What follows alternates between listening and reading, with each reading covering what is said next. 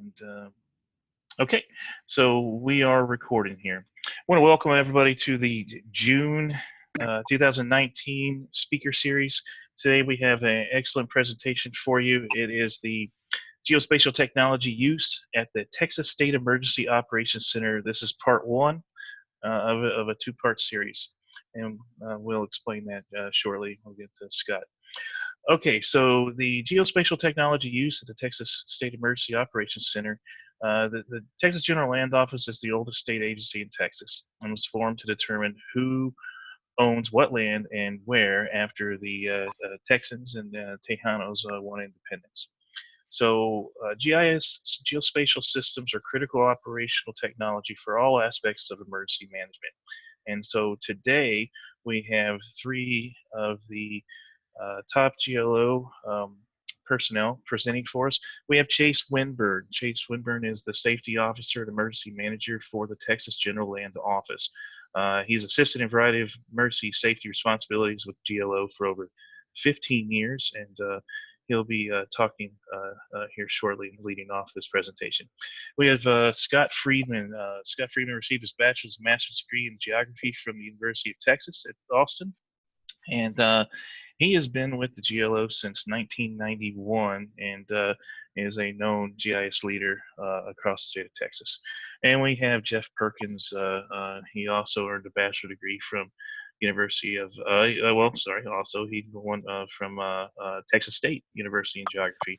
And Jeff has been working in the geospatial industry for 25 years. So I'm going to go ahead and turn this over to the presenters, and we appreciate everybody being here today. So Chase, I'll let you go ahead and start it off. Thank you. Okay, great. If everybody can hear me. Okay, I'll go to the first slide here. My name is Chase Winburn. I'm the emergency manager, safety officer for the Texas General Land Office. And our HC is, we have a lot of different responsibilities. And for the most part, I'm just going to give you a really big macro view of what we do. And then when we go into the next presenters, they'll kind of give you a more detail of our applications that we use for emergency management. So what we have, one thing we have in terms of archives and records is one of the first things we had since the 1800s. And so this is, we keep a lot of good artifacts at our land office. And so we have a lot of historical maps of all things. We have stuff from the Alamo, artifacts we got from Phil Collins. And so that's just one of which we have. Go to the next slide. So one thing we do, and it's a real big part of our HC, is we get a lot of the money that we get from all the oil and gas mineral rights, even out on the coast, goes to the Permanent School Fund. And this helps fund children's education. So we had this since 1800s, and this is, we have a lot of money that flows through the land office. And so this is one of which. Next slide. So one thing we had started off, in Texas in the 1800s, we gave out a lot of land to veterans. And so, now that, believe it or not, Texas does not have that much public land. So now we provide home and land loans for veterans. And so besides that, we also have veterans nursing homes throughout the state of Texas. And there's quite a bit of those. We have 8 scattered throughout the state, in addition to some veteran cemeteries. So we have those run by third parties, but we have different locations for that. The other thing, since 2011, we had we started now as a responsibility for long-term disaster recovery, most of which is going to be for housing. So we have a disaster recovery program called Community Development and Revitalization. So this is one thing we had as well. Next slide.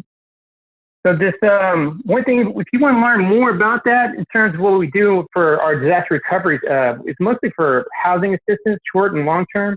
This website, recovery.texas.gov, has a lot more information. It's great for individuals who are recovering, especially say for Hurricane Harvey, in addition for local officials.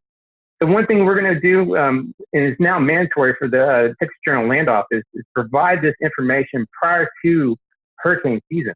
So in the end of May, we've been doing this, and we do a great job with our marketing department, letting people know what kind of assistance we can provide when it comes to, say, short and long-term housing recovery. All right, next slide.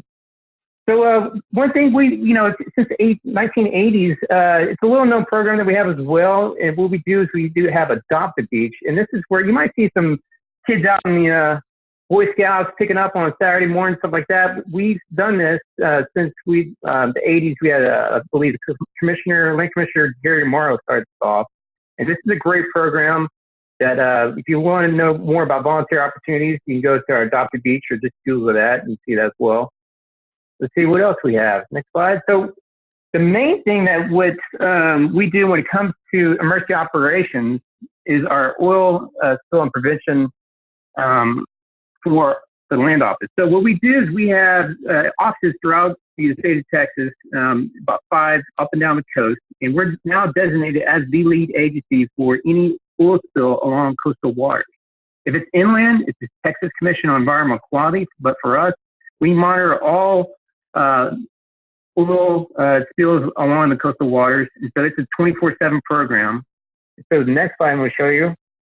These are some of the oil spill responses we've done in previous years. And so if we do not respond to an oil spill, we're monitoring the coast. And so we have a lot of operations staff that are out there. They're either looking, monitoring equipment or structures in the Gulf. And so that's one of which we do. The next slide. So the state of Texas has 15 emergency response support functions. So they list them out. Each agency, state agency, has a few that they're responsible for. These are the ones that we have assistance to. So when it comes to any kind of natural disaster, any kind of major disaster, we're called upon, Public Works and Engineering, Mass Care, Search and Rescue. The main of which is number 10, oil and hazardous materials response. So and then recently we took on, since like 2011, is that recovery. So we'll actually, any kind of mass recovery will help support as well. All right. So some of the things that we have, since we're called, we're not a main agency when it comes to search and rescue. However, we do have boats, as you can see there, that we can help with any kind of search and rescue. Initially, once a storm hits, what we're going to be called is we're going to be on standing by for any state of Texas assistance requests, and they're called STAR requests. So the state operations centers might call upon us if we have any kind of equipment that's needed. So there's some of the things that we have: boats, airboats, and these command trailers, and so we can be called upon, if it's needed in any kind of flooding operation, or most of which is more likely going to be a hurricane. The next slide. All right, so this is some of the, our GIS department has great, it's a resource for us. So we can list what we have in terms of staging areas. So we have these offices that are scattered up and down the coast, starting out like in Brownsville, LaPorte, Corpus Christi, Brownsville, and Fort Lavaca. So we have, say if a hurricane comes, let's pick out one like Corpus, and we have to move some of the equipment that we have, because initially we can respond to it. So if we know we're going to get hit and we're on in Corpus, we move back to staging areas. And so this is a good resource for us to figure out where we need to move equipment. You have a good heads up for a hurricane, say 96 hours or so, but within flooding operations, not quite as much. So this map itself helps us out. Next slide. So the locations that we have, the reason we have them scattered like this is we need to be called upon within 2 hours at least for any kind of oil spill. And so in that case, we had these scattered throughout. The other thing what's unique about Texas is when we entered the Union, way back when, Sam Houston somehow negotiated where we would have our jurisdiction is 10.3 statute miles. And it wasn't a big deal until the 1950s, and when they figured out, there's something valuable out there in terms of, what you call oil. And so what we do is we actually have to respond. That's our jurisdiction. It's a little different from other coastal states. So when you see ours, it's 3 marine leagues. All right, next. So Ouimet, another big responsibility is we're in charge of any kind of debris management. So anything you see post-disaster, if it's out there, washed upon the shore, we're going to be called one of the major agencies that's responsible for any kind of debris removal. So what we have in place is for this, it's mostly contracted work. We have pre-stage contracts in place. So anytime anything happens out there in state-owned lands, then we're called upon to remove that debris. So we work with local jurisdictions, different support agencies to help with this. You know, one of which they like Coast Guard with any kind of debris removal. All right, next. So, you know, one big event that happened, everyone knows, is Hurricane Harvey. So at this time, this was, you know, one major event where not only was just a hurricane, but it was also a major flooding event. So in this, we are part of a national disaster organizational work group, and that consists of different partner agencies similar to ours, like the Texas Commission on Environmental Quality, Coast Guard, Environmental Protection Agency. So in this time, what we did is we set up 3 operational bases, one of which is an Alpha, which was Corpus, Bravo, Houston, and Charlie and Port Arthur. So in this time, we, of course, put in just as much overtime as anyone else, and that we have 1,000 hours done in this. And we had, you know, we're hit like anyone else from this, directly impacted us in terms of many things. So next slide. So here's some couple of pictures, the airboats, major marine debris that came up. All right, next. So one thing that we have to, you know, keep in place as emergency manager, I have to be on top of the emergency plans we have. What we do is we base this upon hurricane or hazard hours. So initially, most hurricane plans, what we do is we follow the template of what the state does. Currently, they do it by these hazard hours where you have 120 hours out. Most hurricanes, you know, you don't have that much. If it's something that pops up in the Gulf quickly, it's more likely going to be 96 hours. So at this time, we have checklists that we put in place for each section of our storm team. So we have section chiefs. We do it like most incident command systems where you have logistics, operations, finance. So what we do is we provide checklists. So anytime when it comes down to, say, 72 hours, we have a series of steps that each one will put in place that review in their plan. So we make sure these are copies or physical copies are available for all these section chiefs. They're updated annually. So, you know, go next slide. So this, one thing, you know, this is not a presentation on emergency plans. I can go in full detail on that and give an hour presentation on, but for the most part, if you're in that realm, if you ever have to have an emergency plan in place, these are just a few things that I really hammer down with my storm team. One is to be proactive. You can't wait to do any kind of revisions on the week that you know bad weather hits. The other is plans have to be legible. I mean, I don't know how many times I've reviewed emergency plans where it's not readable. The other thing is I tell folks who are reviewing this, don't hit Control F. What everyone does is they wait. If you're on a storm team, emergency plan, emergency team, or however, they search Control F and they look for their name, and then they read a paragraph before and after where they see their name, and that's it. I tell folks you got to read the whole thing. The other thing is you can't assume anything in there in terms of names and numbers, and do not use any kind of names. I've seen so many plans where it's just call, you know, Dave. We're like, what Dave? Who did, you know? So anyway, the other things, we have backups. So one thing, and this is a military term I love, is 2 is 1, 1 is none. You got to have backups. Backups. So what we do is we not only have plans in place, we have backup plans. I'm talking like everything's redundant. So if we have emergency call trees and everything else. So in terms of our planning process, where we're now is in the month of May and June. We're doing the middle of hurricane season's arriving. So we're at the start of it. We're in the middle of hurricane exercise as well. Our storm team just went through one itself. We're participating in the state emergency hurricane exercise, which is going to be this Friday. It's going to be a statewide operational exercise with local jurisdictions, including the state office of state operation command center. So this is kind of like the preparedness cycle that everyone goes through when the planning process. So next slide. All right, so this is what our storm team looks like. When it comes to most incident command systems, if you're part of any kind of emergency center or operational center, this is what you're going to see. This is a micro view. We are on assistance at the state level, so you see the same thing. The way we have it set up, you're kind of looking on the right side of this chart. You have finance, then you have logistics.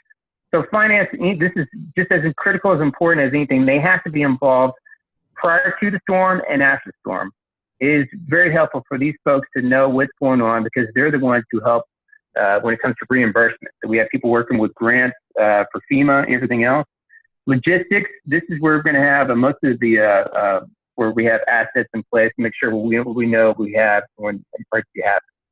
Planning section, this is where you're going to see our GIS department. They're a big part of this when it comes prior to the storm, helping out with our applications, which you're about to see. In addition, we have other folks who help out with emergency rules and everything else. So operations, they're the ones who get all the shine when it comes to any kind of emergencies. You'll see those guys, they get a lot of press. We have folks out there that are on boats. So we have strike teams. These are those field offices that you see that are scattered up and down. They have boats that we operate. The other things, the rest is going to we have a National Disaster Organizational Operational Work Group, and that is where we have a liaison that works with his other partner. And then we have volunteer staff that works at the State Operations Center, who we're there when emergency happens. We have levels at the State Operations Center. Normally, right now, we're at the level 4. Then it goes to level 3, 2, and 1. 1 meaning it's a hurricane. 2 is we're probably flooding. 3 is, we might have some bad weather up, be on call. When we hit level 1, we have most of the staff there 24/7.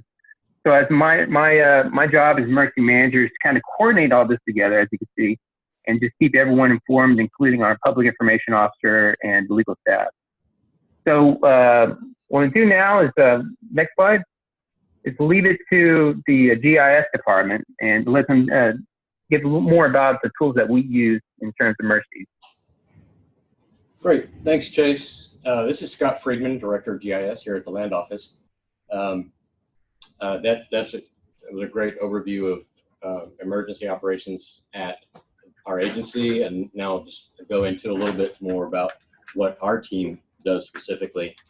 First of all, as you might imagine, these are the many duties and functions of our GIS team here at the General Land Office. Essentially, we provide all of the tools, data, maps, analyses for everyone in the agency and outside our agency to allow people to do their jobs better and make more effective decisions. These are some of the business units, and Chase alluded to some of these that we support, including our Energy Resources Group, Oil Spill Prevention Response, Coastal Resources, etc. And then, as you see, we work extensively with other state, federal, local governmental entities, universities, project partners, and then we talk to and receive requests all the time from outside entities and even private citizens.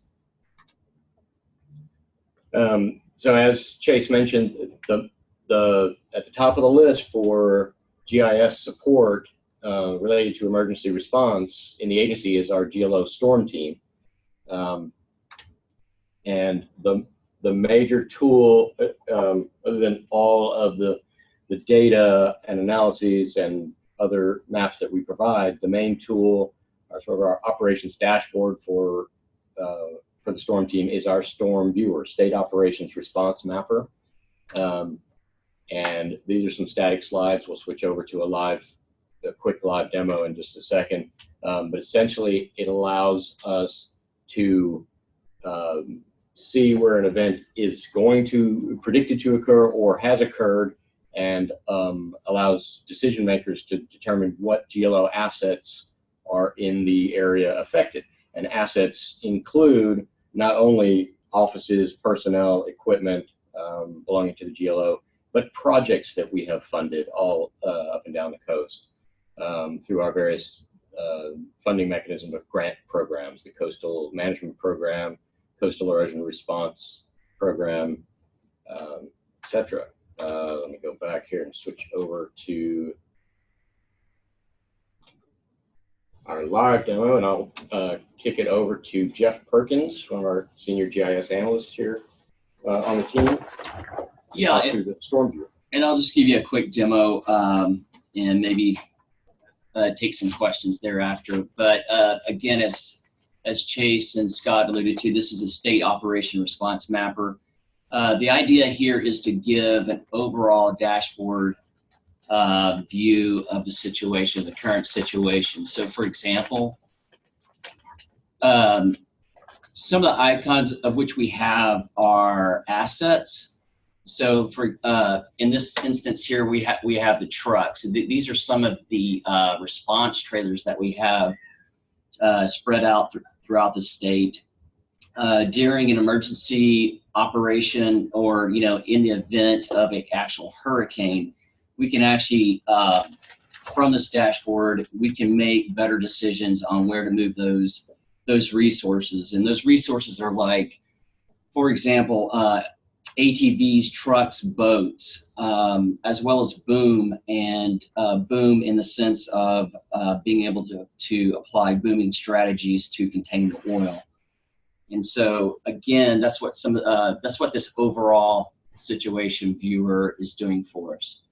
And as Chase also alluded to a while ago, we have veteran homes that we also need to account for as well. So if the storm is in the path of some of our veteran homes, well, we're gonna make sure that the individuals are taken care of and appropriately evacuated. And we have here also what Chase was alluding to was during our practice drills just a couple of weeks ago, and also we'll be doing another drill here soon. And that's what you see the 2019 mock-up is we just put together a situation of where, I mean, if a storm comes, what, and the in the intervals based on the 12, 24, 48 hour situation. And so we run through those exercises with our field staff, with our associated parties, and again, just to exercise this actual viewer, this to hone our skills during this event, so we can better serve our citizens. So another one of our important topics here is our. No, let me get to that. Oh, I'm sorry. I'm jumping ahead of Scott here. That's So all right. back to Scott. Yeah. So as Jeff was about to say, and Chase mentioned, a large part of what we do is providing support to the oil spill prevention and response team. That's year-round. Obviously, there are spills all the time. And to do that, the main tool we provide to them is the oil spill toolkit. Our GLO responders and other partners that we work with use this toolkit all the time. The components that are contained are, there's a downloadable atlas, oil spill atlas within the toolkit. There's a website with map tools and the embedded oil spill mapping viewer.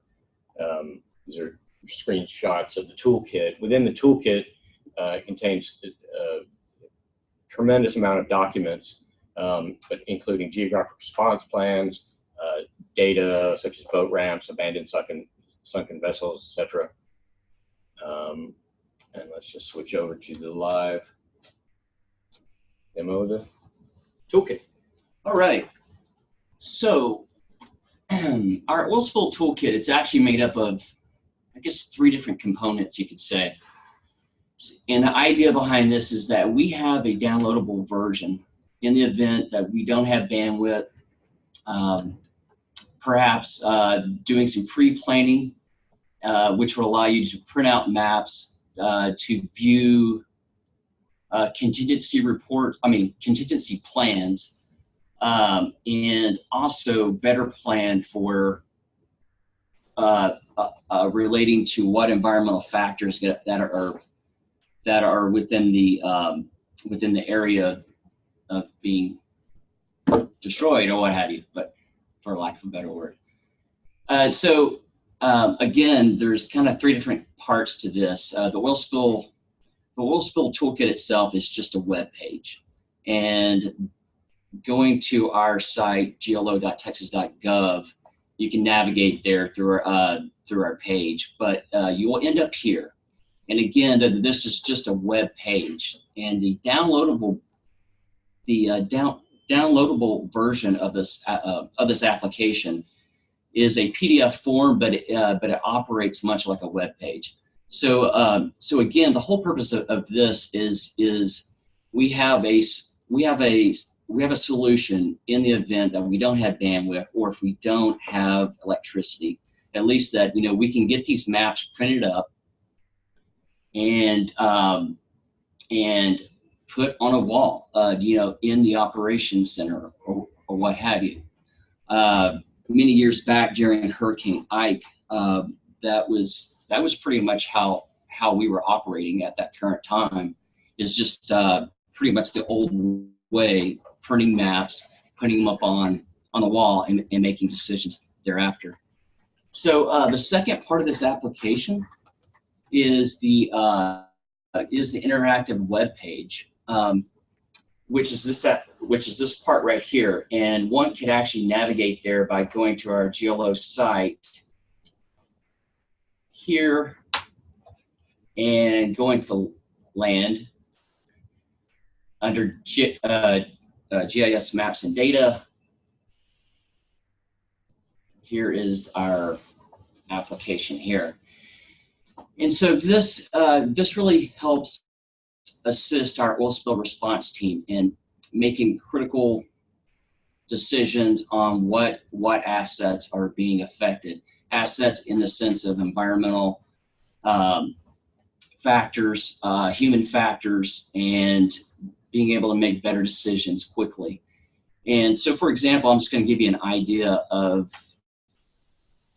maybe an area around here, around Pelican Island. And there's many different important things to this application that I can think of. One is the richness of the data. The data itself has been developed within the house, as well as with our third-party contractors and our federal partners, NOAA, EPA, and Coast Guard. And so some of these layers will get you to a pre-planned situation. So for example, if I have an oil spill happening right here within the Galveston Channel on the east side of Pelican Island, a typical situation would be for our response officers to actually go into this area and just query for the area of interest to see what kind of assets that are being affected here. And also, if there is already a pre-plan in place, we have some areas that are some priority protection areas that have a pre-planned prescription if there is an oil spill event. So the data itself, like I said, is one of the important parts of this viewer, but the other part is the tools themselves. And this is the report widget or the tool within this application that a field officer would normally go to first. So for example, if I have a spill happening within this channel here, drawing the area of interest there, and then generating the report will give me a list of assets that are going to be at risk here. And again, our pre-planned prescription for a particular incident will be within our geographic response plans. So so within this report, we have some links to the actual form that a response officer would actually have to go through, and also some tips, some safety notes pertaining to this one geographic area, and also some phone numbers and some other valuable numbers. And as I scroll down here, this particular geographic plan that is notated with this symbol here gives me that specific booming strategy recommendations here, as well as resources that are at risk. And that way, that this assists the response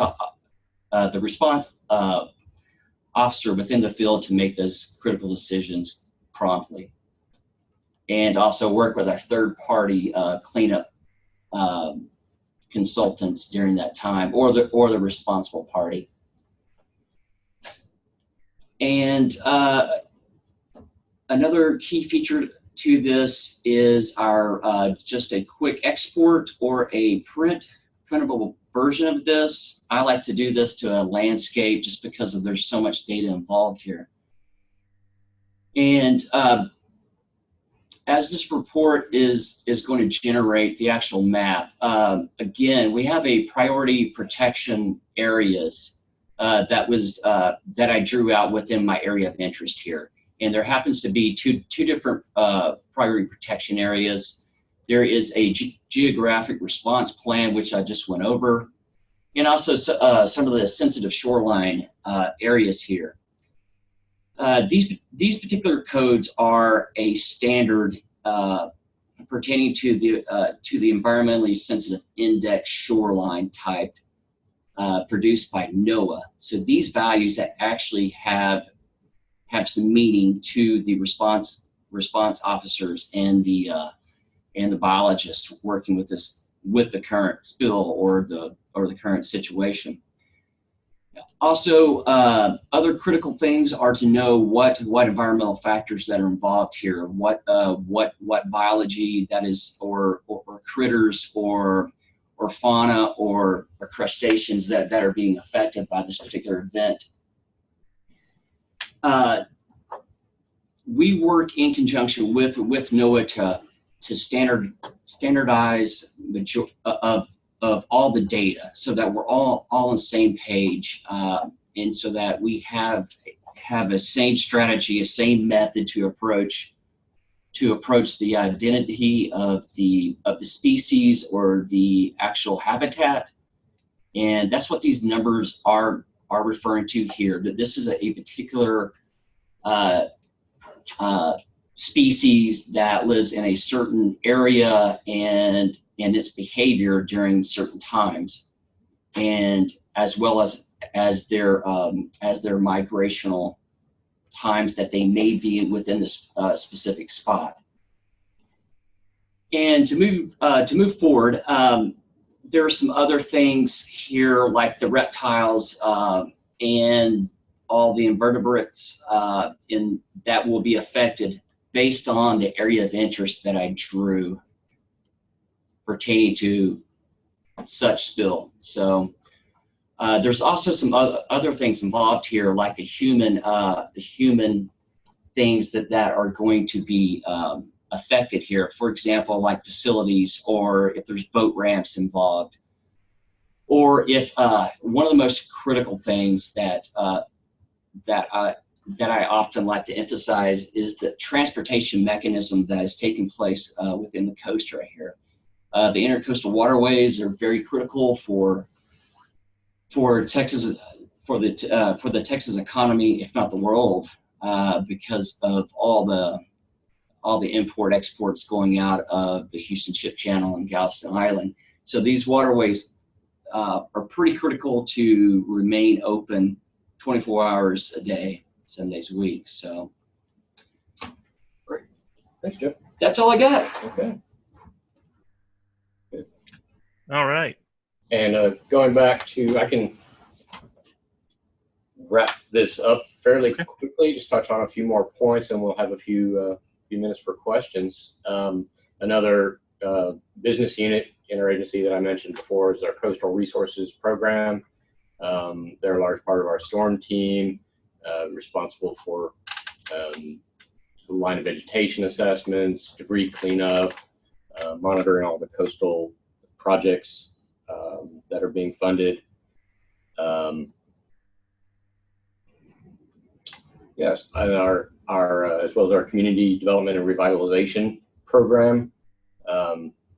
We provide them with a CDBG viewer containing demographics, grant awards, FEMA claims. Their CDR, Community Development and Revitalization, was formerly named Disaster Recovery, and that's the large part of what they do helping people in the state recover following a disaster event, but they also do many other things, planning those events, looking at infrastructure, etc. So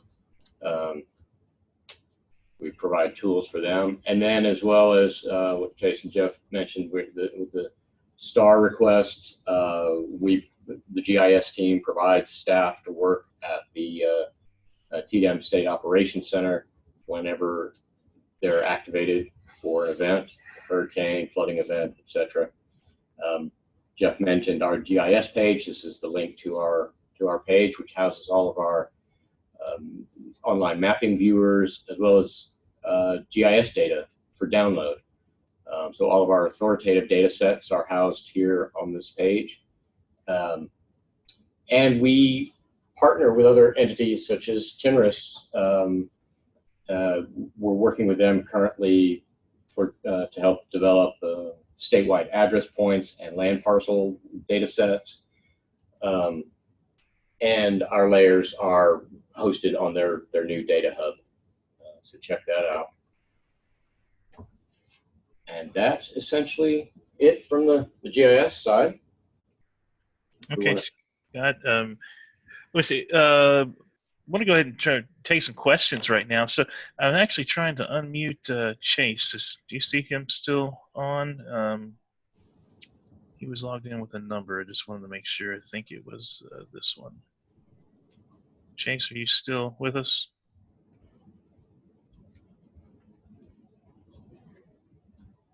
Okay, I'll let you guys go ahead and take some questions here. If anybody has any questions for Scott and everybody else here, so we can go ahead and answer those for you.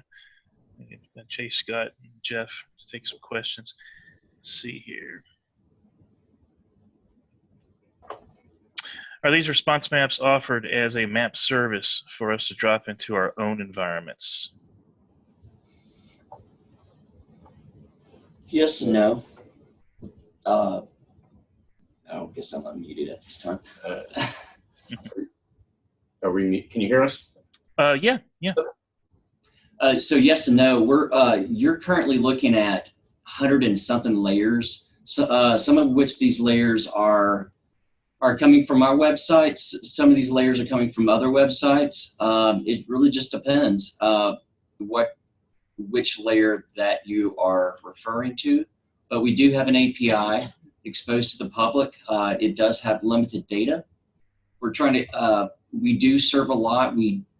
Our servers are consistently being hit for data and through these viewers, through our applications, through others, and so we want to move forward to share more, and we're currently working on those things. Okay. Question here from Michael. Have you ever thought about integrating your content with FEMA's Huravac software, HURREVAC software? Never heard of it. This is Scott. I've not heard of that. Okay. That's why I've spelled it. Michael, if you want to send us a side offline email, let's see. So the answer would be no. Touch base on that.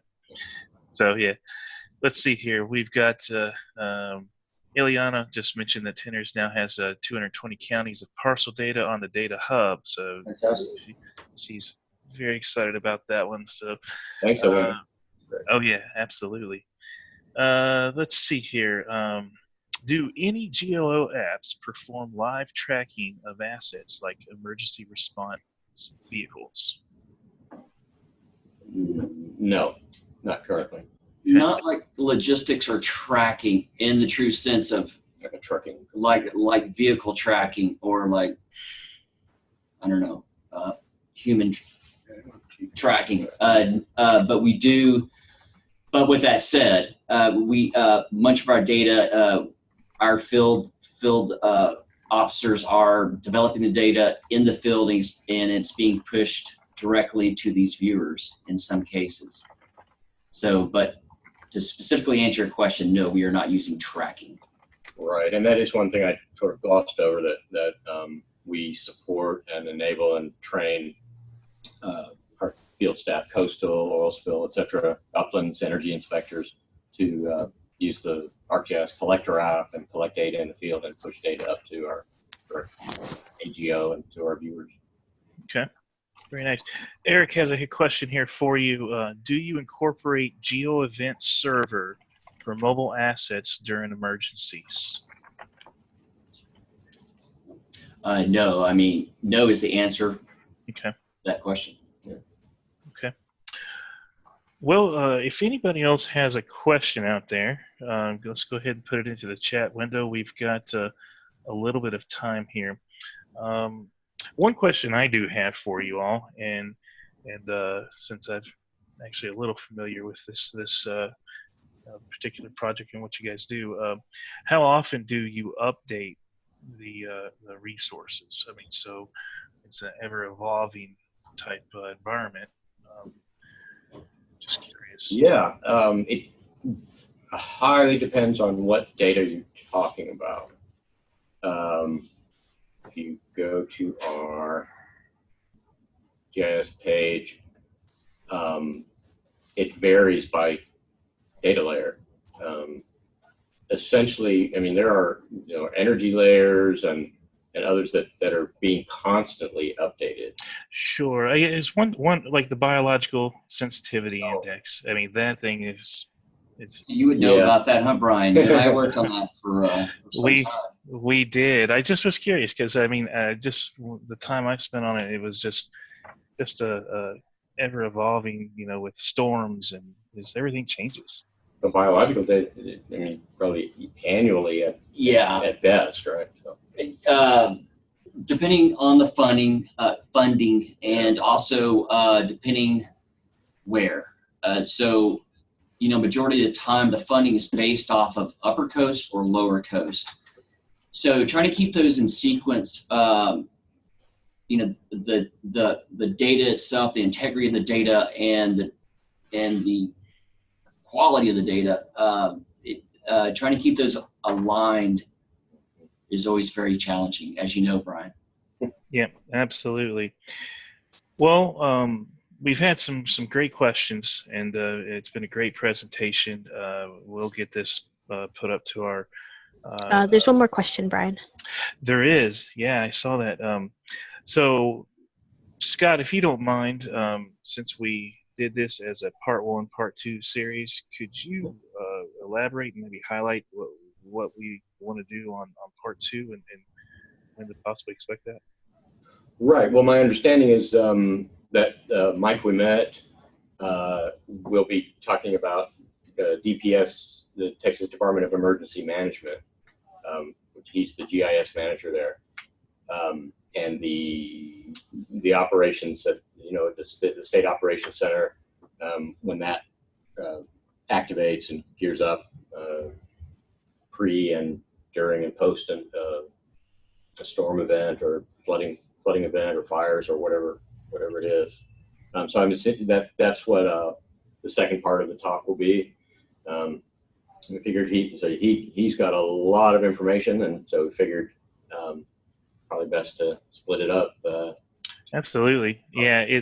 It looks like we're going to try to do that in August. So for those of you who enjoyed today's presentation, stay tuned for part 2. And anything else? You guys are. We sure do appreciate it. If there's no more questions, Patrick. So again, the event tonight is. You want to touch on that? Yeah, it's our career mixer. So this is going to be in Irving. It starts tonight around 5:30. It's our quarterly happy hour, and we will be connecting folks with recruiters at the same time, should they be interested in joining us. Fantastic. So if you are in the vicinity, in the area, please join us tonight for the Mappy Hour and come by and say hello to us. So